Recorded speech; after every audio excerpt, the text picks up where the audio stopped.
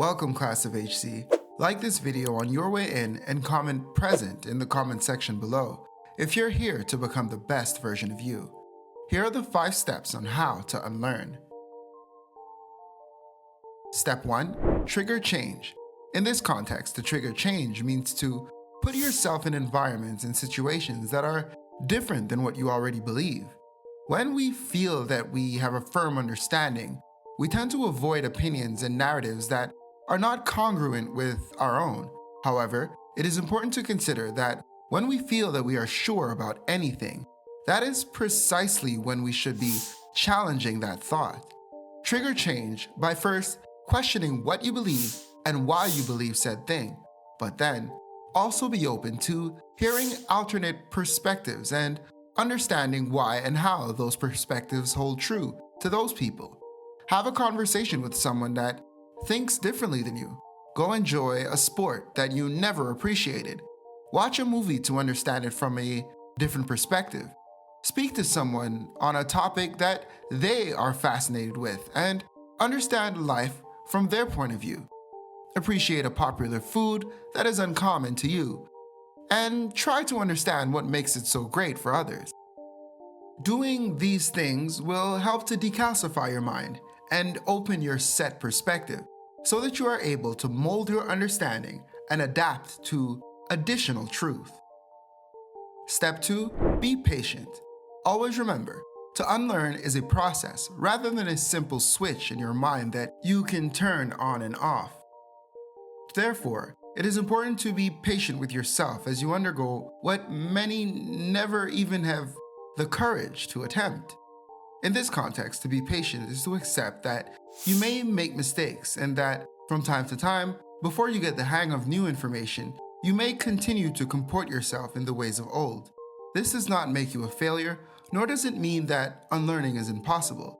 It simply means that you are human, and that in order to achieve one permanent moment of success, many ephemeral moments of failure could be necessary. To be patient is to remember that although you may know exactly what to do, actually going through that process may take much more time, effort, and energy than you expected. However, that does not mean that unlearning is impossible. Think of this like making the perfect soup. No matter how much you want the soup to be ready, it will need some time to cook. Time for all of the ingredients to settle in, time to be properly mixed, and time for the vegetables to cook properly. You will have the perfect soup, but the process must be followed in order for that reality to come to pass. Do not give up, and do not give in to the comfort of what was. Challenge your mind and practice patience. You are possible. Step 3. Mind your environment. To mind your environment is to be conscious of whom and what you are around, because those elements may be encouraging thoughts of old instead of promoting new ideas that you may be wanting to adopt. It is important to understand that repeated suggestions can eventually change your whole paradigm. Being mindful of your environment means to be conscious that there are things that we cannot control, therefore sometimes it is best to avoid situations altogether. For example, let's say it's a snowy day in the winter and there are 2 streets that you could choose to walk on that will lead you home. One street happens to have icefall warning billboards, which suggest that it is possible that ice or heavy snow can stumble on you if you take that route, which can cause serious injury. On the other road, which is parallel, it has no icefall warning and is safe to walk on. In this scenario, it is likely to be best to choose the sidewalk with no warning signs because although you don't know when and if an ice fall will actually happen, it is most likely to not fall if you avoid the road with the ice fall warning altogether. You cannot be in complete control of your environment, and life will happen, but make an effort to consciously put yourself in areas that can produce more of what you would want and less of what you wouldn't. Environments that encourage more life and less non-life. Avoid being mentally molded into the very person you are trying not to be, which leads us to our next step. Step 4. Mind what you consume. Because your perspective creates your reality, Unlearning means unbeing what was and to start being what you want to become. In order to stop what was from being, consider stop feeding it. What made it what it was is that you kept feeding it, and that's how it was able to survive.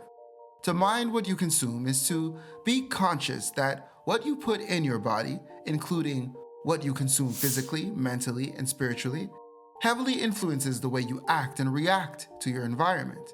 For example, if you're eating food lacking nutrients, such as potato chips and candy, all the time, your body is bound to be sluggish and reflect an underwhelming reality.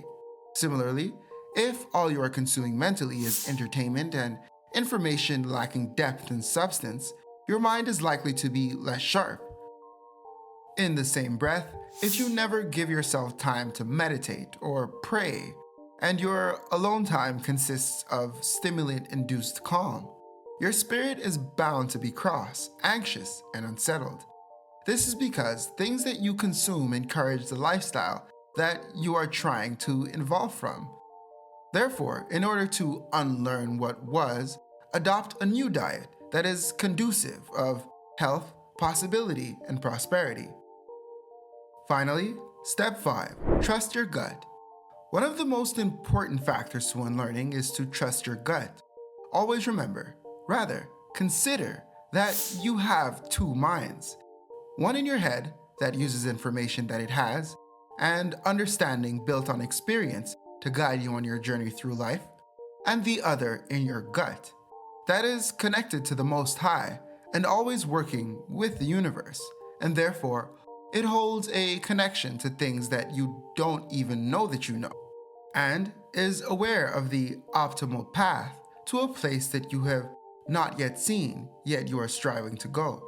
This means that oftentimes when your mind does not know and is unsure of what, who, where, and how, your gut instinct is able to decipher sense from nonsense and guide you to where you need to be if you are willing to listen. Trusting your gut will help with unlearning because your gut is always right. Your gut always knows before you know, and your gut will always lead you to what is optimal for your survival. You just have to be willing to listen. Be very patient with yourself. Keep reminding yourself that things are working out for you. What doesn't make sense now will soon bring you clarity and peace. Trust your gut and begin to unlearn on your journey to becoming the best version of you. Thanks for your attendance today.